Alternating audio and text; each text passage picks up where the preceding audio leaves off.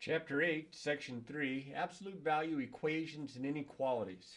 Well, as you can tell by the number of objectives that are listed here, there's a lot to this particular section, so we're going to get after this here just a little bit. It says to use the distance definition of absolute value to solve equations of the form absolute value of ax plus b is equal to k, where k is greater than 0.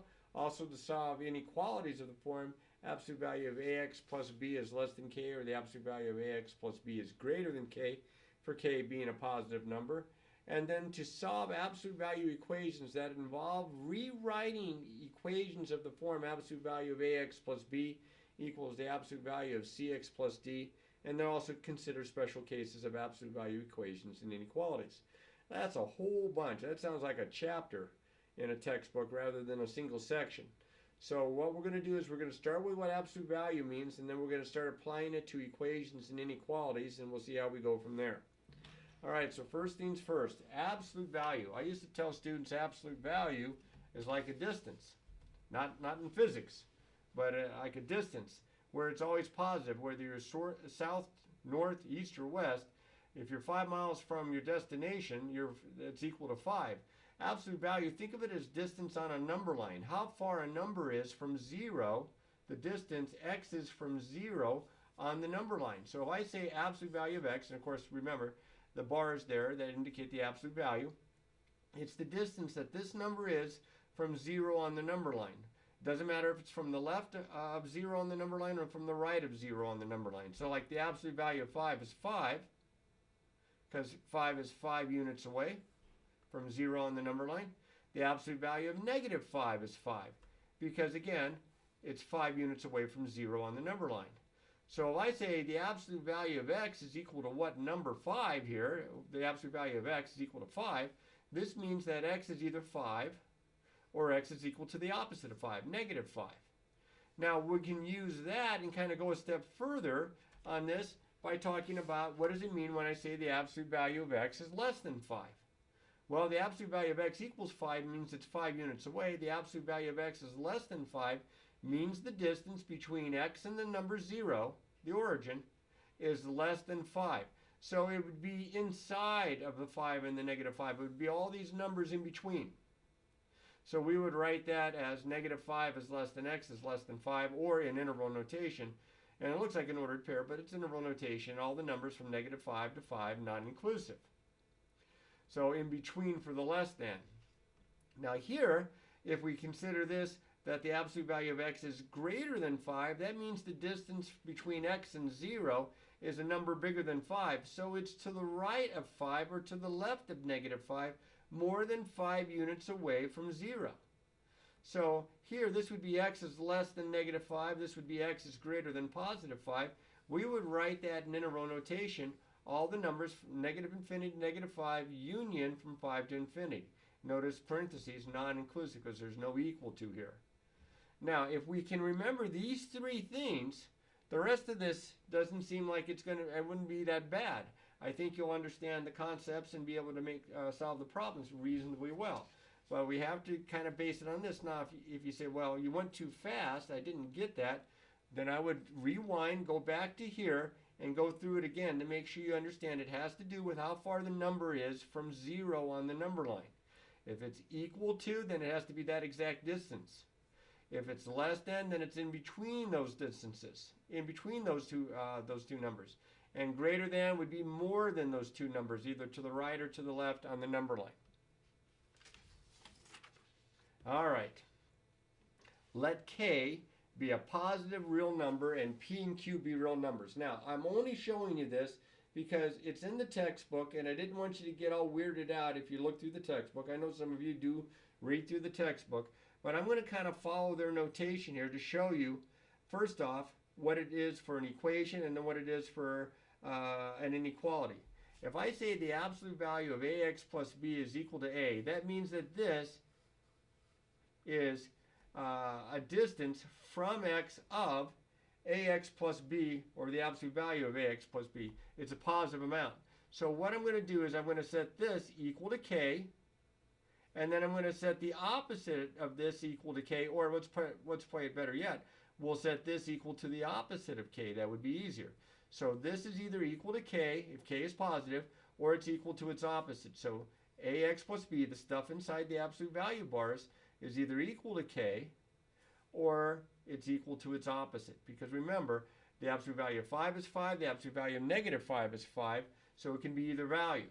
Now, what I would do is solve this just like a good old regular inequality by subtracting b and dividing by a.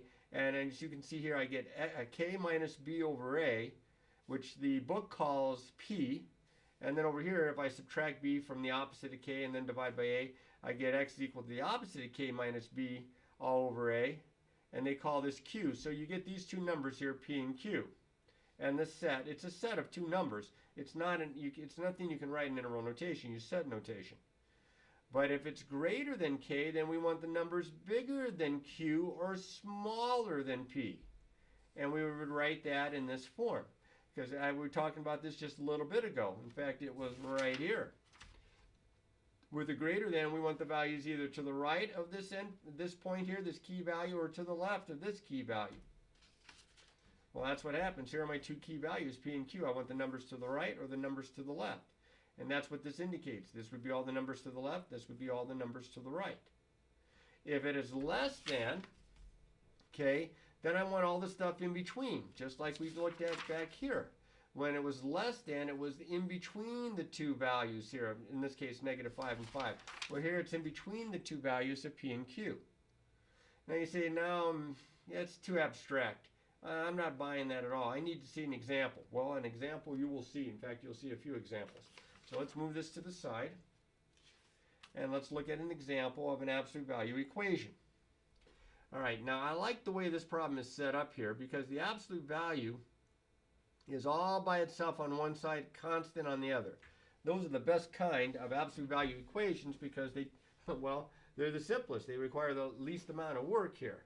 Now, what I just said before with ax plus b, this is my ax plus b. This is either equal to 11 or this is equal to negative 11.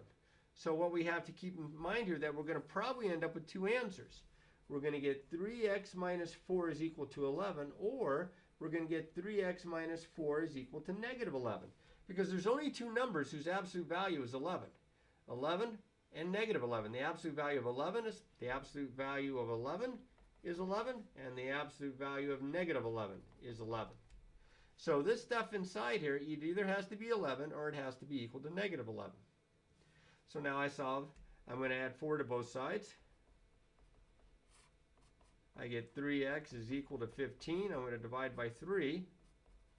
And I get x is equal to 5. Over here, I'm going to add 4 to both sides. I get 3x is equal to negative 7. Divide through by 3. I'm kind of just shortcutting it here a little bit. X is equal to negative 7/3. So I have two answers, as I told you I was going to have two answers. One is 5 and one is negative 7/3. You say, well, shouldn't they be opposites because of the absolute value? Well, if it was just the variable in here, yeah, we would probably have opposites. But remember, when it wasn't the variable, when it was an expression in terms of the variable, we got two different values. We didn't get p and opposite of p or q and opposite of q. So I wrote the answer as a solution set. I wrote it in this form right here. Oh, sorry, with the braces. Now, let's change the equal to here to a less than or equal to. Well, we already know two of the answers. So here's what we're going to do. And I'm going to show you a way perhaps to make it easier for you to remember this. At least that's the way I've always done it. All right, I'm going to write down a compound inequality. And you say, well, if it's compound inequality, is it an and or is it an or? Well, remember back here, when I had the less than, it was the stuff in between. That's like the ands. That's the intersection problems. We got like looks like a line segment on the number line. Well, this is going to be an and. Okay. If we have a greater than, it's going to be a greater than. It's going to be an or. So less than and, greater than or. Or let's try greater than or, less than and. Greater than or, less than and. Go LA. Maybe you can remember it that way. If I have an absolute value inequality with a less than or equal to, I know it's an and. If I have an absolute value inequality with a greater than or equal to, I know it's an or. So this is an and. Here's the and. Now I just need the two simple inequalities that makes up the compound inequality.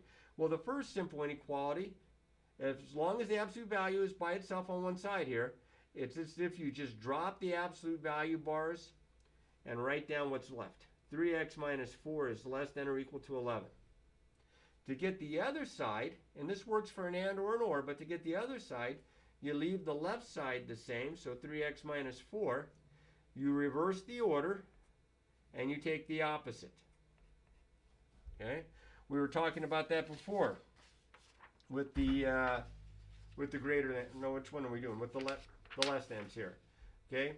How we had it in between the values here. Okay? Where's my spot? Here we go. So I'm going to solve these two here, and means I'm going to take the intersection. I'm going to add 4 to both sides. I get 3x is less than or equal to 15. I'm going to divide by 3. And I get x is less than or equal to 5. Okay, here I'm going to add 4 to both sides.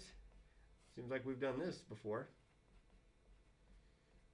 And then I'm going to divide by 3. And because I'm dividing by a positive 3, it doesn't matter what I divide into, it's what I divide by. I keep the same order, and I get x is greater than or equal to negative 7/3. Now, some of you just jump all over fractions, especially improper fractions, and you go and you write it as a decimal. Well, this is a repeating decimal. This is negative 2.33333 forever and ever and ever. Just leave it as a fraction. Simplify it or change it to a mixed number if you want to, but I wouldn't change it to a decimal. Now, if I'm not mistaken, the graph of this should look like some kind of a line segment here. So I put down my two key values. Here's negative 7/3 and here's 5. All right, so x is is less than or equal to 5. That would look like this. X is greater than or equal to negative 7/3. So that would be a bracket, and it would be shaded to the right. It would look like this. Do you see where they overlap right in here? And they do have the endpoints in both. So it's going to be a bracket here, and I'm going to shade everything in between. So in interval notation, it would be negative 7/3 bracket, negative 7/3, comma 5 bracket. And that's the solution to that. Now I'm going to change the problem from this into a greater than by just changing the inequality sign and leaving everything else the same. But you're going to see some similarities here, especially in the solving part, but the difference will be in the answer. Here, let me write it down again here. I have the absolute value of 3x minus 4 is greater than 11. Okay, here's my next example. Make sure your absolute value bars look like make sure your absolute value bars look like absolute value bars and not like ones. You don't want to think this says 13x minus 41 is greater than 11. All right, so this time it's a greater than. Remember, go LA? A greater than is an or. All right, now what's the two simple inequalities that go on each side? Just like before, just like with the less than or the less than or equal to. The first inequality, as long as the absolute value is by itself on one side, the first inequality looks exactly like the original inequality without the absolute value bars. So 3x minus 4 is greater than 11. All right, the right side here, what we're going to do here is we're going to leave this part the same. The left side stays the same of the inequality here on the right. I'm going to reverse the order, and I'm going to take the opposite. Those were the same steps that I did on the and, on the less than, the conjunction, the inequality that gives you an intersection of the sets. I couldn't think of the word for a second. Here we go. So now I'm going to solve this. I'm going to add 4 to both sides. I get 3x is greater than 15. I'm going to divide by 3. And I get x is greater than 5. Or, over here, I'm going to add 4 to both sides. Sounds repetitious. Is less than negative 7. Divide by 3. And again, I'm dividing by a positive 3, so the order stays the same. And I get x is greater than 5, or x is less than negative 7/3. If I draw a number line, I put negative 7/3 down and a positive 5. And I want the union of these two sets. That means I want everything from both sets, everything from here, and anything that overlaps. So what I'm going to do is I'm just going to kind of graph above. X is greater than 5 would look like this. Parenthesis at the 5 and everything to the right. X is less than negative 7/3 would look like this. So on the number line, I'll do that in red. I have this part of the graph and this part of the graph. Okay? And that would be, this is called a disjunction, and that would be from negative infinity to negative 7/3 union 5 to infinity. Now, if you can solve these three basic types of equations, intersections, and union, absolute value inequalities, absolute value equations, the other things that they can throw at you are not that bad. But here in general, if it's a less than or less than or equal to, it's an intersection. The graph typically looks like a line segment. If it's a greater than or equal to, it's a union, and the graph kind of looks like two rays going in opposite direction. Okay, got to keep them straight. Absolute value, and make sure the absolute value expression is on one side and the constants on the other, because sometimes they'll mess with you and they'll throw in some extra terms. So I've got three problems that are very much like the last three problems, in that they're the same expressions inside the absolute value bars and the same constant on the right side, except that one's an equation, one's a less than, one's a greater than, or in this case greater than or equal to. So I'll start with the equation. The absolute value of 2x minus 1 is equal to 9 means that 2x minus 1 equals 9, or 2x minus 1 is equal to negative 9, because the absolute value of 9 is 9 and the absolute value of negative 9 is 9. Solve both. I'll add 1. I get 2x equals 10. Divide by 2. And I get x is 5. Here, add 1. I get 2x is equal to negative 8. Divide by 2. And I get x is equal to negative 4. And this is an OR, because OR is a union, which means I need everything from both, which is just these two numbers, the set negative 4 and positive 5. And there's my solution set. Not so bad. All right, let's try it with the inequalities. I hope I left myself enough space. All right, remember, with a less than, it's an and. With a greater than, or in this case a greater than or equal to, it's an or. So, and in the middle. Without the absolute value bars, I get 2x minus 1 is less than 9. Leave the left side the same. Reverse the order. Take the opposite. That one's ready to go. Okay. Add 1 to both sides. I'm going to kind of try to squeeze this in. 2x is less than 10. Divide by 2. X is less than 5. Over here, I'm going to add 1. I get 2x is greater than negative 8. A negative 9 and a positive 1 is negative 8. Divide by 2. And I get x is greater than negative 4. And this is an and. All right, so if I draw my number line out, put down my two key values of negative 4 and positive 5. Okay, I have x is less than 5 would look like this. X is greater than negative 4 would look like this. And so the intersection of these two sets would be the numbers where they overlap between negative 4 and positive 5, non-inclusive. Hopefully you can read that okay in red. Over here, very similar. All right, so this is going to be an OR. So 2x minus 1 is greater than or equal to 9, or 2x minus 1 is less than or equal to the negative 9.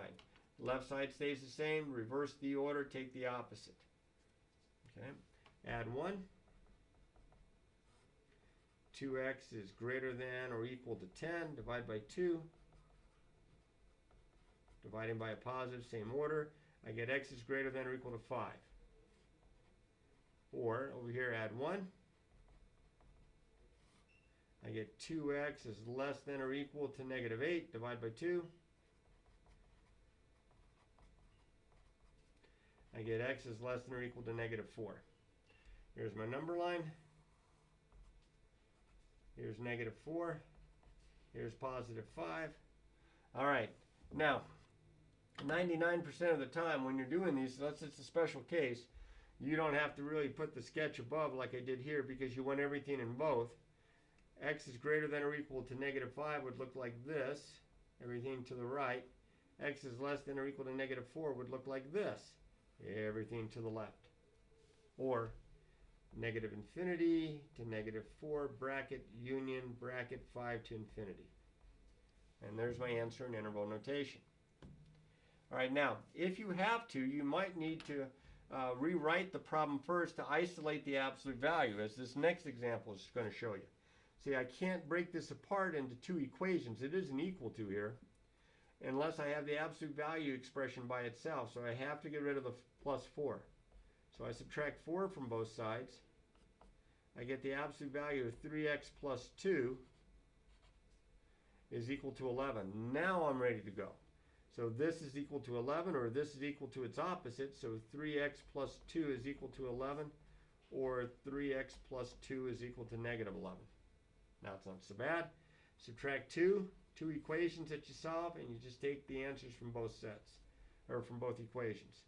Divide by 3, and I get x is equal to 9/3. Oh, 9/3. Where's my head at? That's the same as 3. All right, over here, subtract 2. 3x is equal to -13. Divide by 3. And I get x is equal to -13/3. Now, typically they won't have your graph. If they did, it'd just be 2 points, a point at 3 and a point at, what was that, -4 1/3. But they might want you to write the solution set, so we usually use braces. I like to put the numbers in order from least to greatest, left to right. And that would be my solution set, because again, that one is an equation. Now, the guy that's right below here, this is also the type of problem where I have the absolute value bar, but the absolute value expression, but it's not all by itself. There's a -5. It's just an inequality. It's a greater than, it's an or. So I will add 5 to both sides. I get the absolute value of x minus 1 is greater than 8, and now I'll break it apart. Because this is an or statement, I'm going to get a compound inequality that we studied in the last section. The first part of our compound inequality looks exactly like this statement, except without the absolute value bars.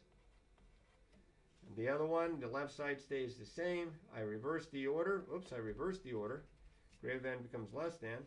And I take the opposite, -8. So here I'll add 1 to both sides. And I get x is greater than 9. Here I'll add 1 to both sides. And I get x is less than -7. So, running out of space, bring it over here. Here, let's see if we can do it like this. I want to make sure you can see it. Here's my, oh, maybe I can squeeze it in here. Here's my number line. Here's -7. Here's +9. All the numbers greater than 9, but not equal to. All the numbers, I don't think I need this after all, less than -7, parenthesis. So my answer would be, let's see if I can squeeze this in now. Here we go. It would be from -infinity to -7, parenthesis union from 9 to infinity. And that's my interval notation answer, which I usually put at the bottom. Okay, now there's a couple more things to look at. We've got this section on the run, believe it or not. But one is, what happens if we have the absolute value of a linear expression equal to the absolute value of another linear expression? Kind of work it the same way, because the stuff inside, that means this has to be the same as this, or these have to be opposites, because only the absolute values of a number and its opposites the same. So all I'm going to do is I'm going to take this expression here, and I'm going to set it equal to this expression in this example, or I'm going to set it equal to its opposite. I'm just going to set it equal to this expression or to the opposite of this expression. So 4x minus 1 is equal to 3x plus 5, or 4x minus 1 is equal to the opposite of this. Now you can go ahead the first time, I'll just put the opposite sign in front of the quantity 3x plus 5. But you just changes both signs here because it's like a negative 1 that you're distributing by.